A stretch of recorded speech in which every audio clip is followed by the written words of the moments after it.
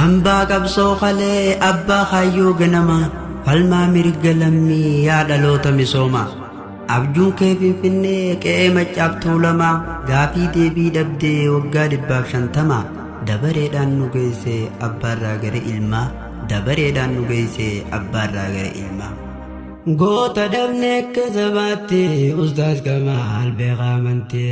leenca uumaa birraan sodaanne leen sodaatu jandooti guyyaan keenyaan nu adeemaa tokkoon waaruu asirratti laakiin akkuma ja'amu duuti namaan beeyneen tolti gatti biraa ganda gubbaan roobe dhufe saba qootte imimmanaa jedhuun korree ijjirrabne bu'aa jirti waggaa 500 guutuu maaluma yakkine nuti badii teenya taatus gahee yaa rabbi meenurraa guute sabaa sablammiin biyyana nagayaan bobbaatee galti nuti jarraa akkasii dhabnee fira bineensa gaaraati ustaas Kamaal shahiidee jannata firdawsii godheef ustaas Kamaal ka shahiidee jannata firdawsii godheef orjiin qabsoo duris baalee waaqoo guutuu abakaalee ustaas Kamaal irraa dhaalee galmaan gayuuf hedduu yaalee jiruu jireenya wallaalee kilaash fudhatee utaalee bilisummaan lafaa lafee eessa jirti qawwee malee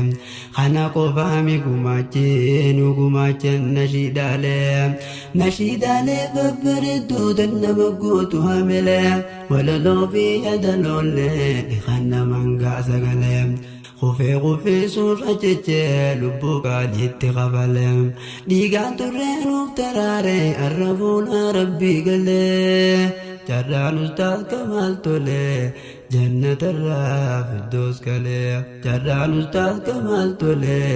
jannatarraa firdoos galee fuula rabbii qasiin galee yoo jiraanne wal nagarraa oromootoo bilisummaa yoo duunellee nagayatti silaas duutii ajaluma wanni nammoo sinii dhaamu wani oomullee tokkummaa jechaa ture ustaas Kamaal yaa lafee gabroomte oromummaaf garuu macaapenaa yaa'uu bilisummaa maleen taa'uu walabummaa nama akkanaa jabaalamnee jallisuun keenya baasumaa gariinni beeyna duraanuu hin jaalatu bar muslimaa ustaas Kamaal sabboonaadha digrii qabammaa sheekummaa tanaaf duuduu fi dafii waaqeffattoonni gungumaa bakka akka eenyu jeese wallaahi kan beeku rabbumaa dhugaan isaanuuf hin galle shirri duriif sharri himaa dhugaan isaanii nuuf hin galle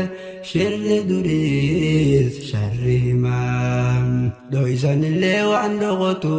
goonni Oromoo yaa ummata dho'isitullee siin dhokotu ustaas Kamaal ni jiraata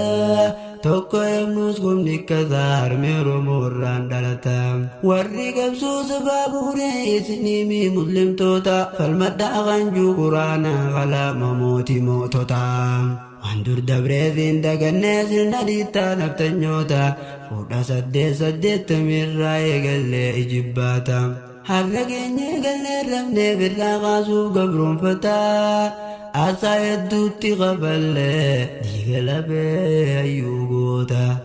asa hedduurra qaballee dhiiga lafee hayyuu goota ajalallee taatu duutii ustaas Kamaal jarjette tana deebii saatii qabuu tarii yoo qaafte maa jette fuudhee bultiin jaalannee silaa ilmoon nurraa haftee midhaan onnee dasii ijaa leenca hoduu uttisi saamte midhaan onnee dasii ijaa leenca hoduu uttisi saamte loynaa miti jagnaa kamnuu baasa turre bishaanii midhiigaan qabsoo kan bu'uure yaadhiittaa habashaa naftanya baay'irree sillaasee fi dargii tifeen labsan Tigree sabni keenya kuwaa hedduu keessa dabree godaannisa seenaa qalloo hin magarree aanoolee jalankoo hunoo jaanagarree tunnu baarayami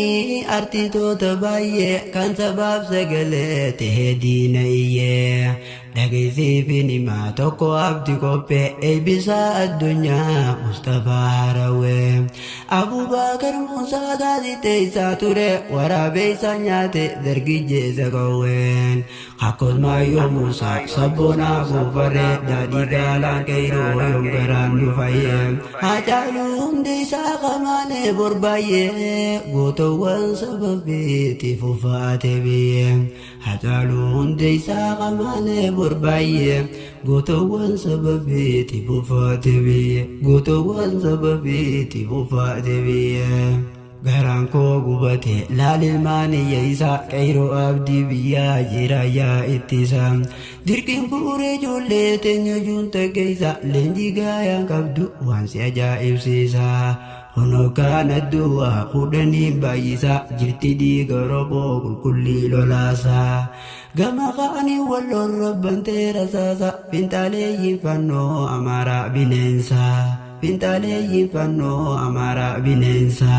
Jireenyi qaala'ee maqluuqni beela'ee akkamiin obsa dirmadduu nu baasee adda taa'e keessa. Jireenyi qaala'ee maqluuqni beela'ee akkamiin obsa dirmadduu nu baasee adda taa'e keessa. Dirmadduu nu baasee adda taa'e keessa. Barii